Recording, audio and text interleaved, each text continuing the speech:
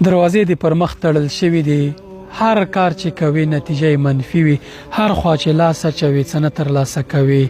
ژوند دې ډېر له تنګسیا ډک دی، زړه دې تنګ دی، خفه دی، او دا ژوند در باندې داسې سخت شوی چې حیران پاتې څه وکړي. یو پوښتنه مې ځواب کړه، دا هر څه به دې بدل شي. مور او پلار سره دې رابطه څنګه ده؟ له کورنۍ سره، له ماشومانو سره دې، له میرمنې سره دې رابطه څنګه ده؟ آیا دوی له تا کړیږي؟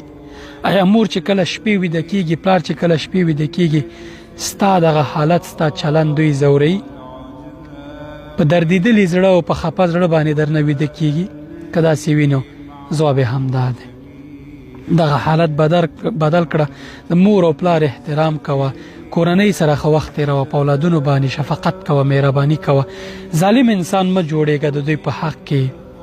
ټول ژوند به کامیاب او بریالی انسان اوسي.